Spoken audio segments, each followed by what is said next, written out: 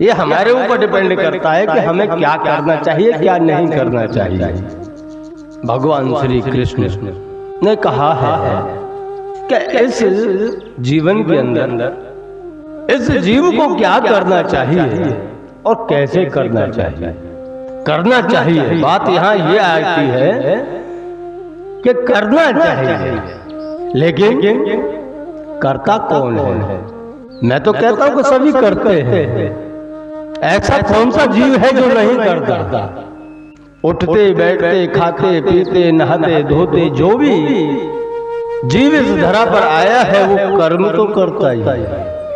कर्मण्डे वादुकारस्ते मां फलेषु कदाचन। या तो आप सारी बातें जानकर के कर्म कीजिए, या अनायास जो कर्म हो रहे हैं उनका फल भोगिए, क्योंकि फल तो मिलता है, हर चीज का फल मिलता है। हम सो जाते हैं उसके बाद भी सुसुप्त मन कर्म करता रहता है।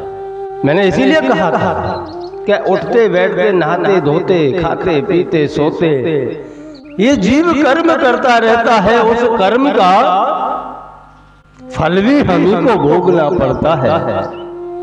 इससे अच्छा है क्यों ना हम अच्छे अच्छे कर्म करें। अब बात आती है अच्छे कर्म कैसे होंगे।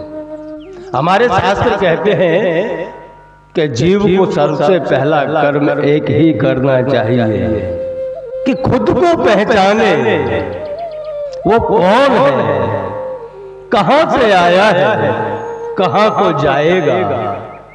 इस बीच की जो जिंदगी मिली है उसको कैसे सार्थक बनाएगा, ये हमें विचार करना चाहिए। क्योंकि जब तक हम स्वयं की पहचान नहीं करेंगे तब तक अच्छे कर्म भी नहीं कर सकते। मैं स्पष्ट कहता हूं, सबसे पहले खुद को पहचानो, तब आपको कर्म करने का पता चलेगा कि नहीं अच्छे कर्म कौन से हैं और बुरे कर्म कौन से हैं। अब हम स्वयं को पहचानते नहीं है, किसी की बातों में आकर के और सामने वाला कहे ऐसे कर्म करना चालू कर देते हैं। मैं किसी की बुराई नहीं कर रहा हूं, कोई कहे कि सत्य के मार्ग पर चलो, अच्छे अच्छे कर्म करो, ये करना अच्छा रहेगा, वो करना अच्छा रहेगा, लेकिन जब तक जीव स्वयं को नहीं पहचानेगा तब तक उसके कर्म उसको लागू भी नहीं पड़ेंगे।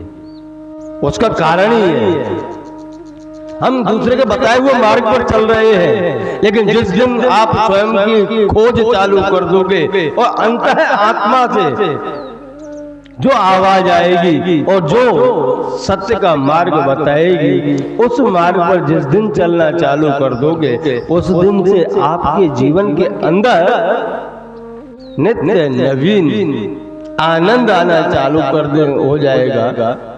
और वो निजानंद जो प्राप्त हुआ वो ना तो आपको चौपड़ी के ज्ञान से मिलेगा, ना किसी के स्थान से मिलेगा, वो तो स्वयं के अंदर जो छुपा हुआ है उसी से ही प्राप्त होगा। इसलिए कहता हूं बंधु कि पहले स्वयं को पहचानो, उसके बाद में कर्म करो, और वह कर्म आपको आपके घर से ही करने पड़ेंगे। कहते हैं ना कि परमार्थ परमो धर्म, वह परमार्थ आप स्वयं के घर से कीजिए, बाहर बाद में जाइए।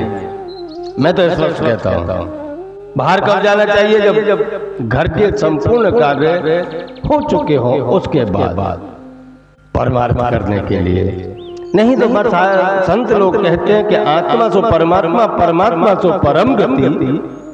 क्या आत्मा है वही परमात्मा का अंश है। अगर आप स्वयं की आत्मा को पहचान गए तो क्या आप अपने घर परिवार में रहने वालों की आत्माओं को नहीं पहचानोगे? भाई वह भी तो परमात्मा का ही अंश है, उनकी सेवा कर रहे हो।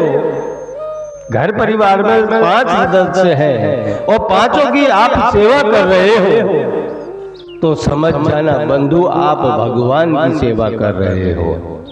हाँ, उनकी सेवा पूर्ण हो जाए, माँ बाप की सेवा पूरी हो जाए, बच्चों की सेवा पूरी हो जाए, पत्नी की सेवा पूरी हो जाए, उसके बाद में आप अपने पड़ोस में जाकर के देखना।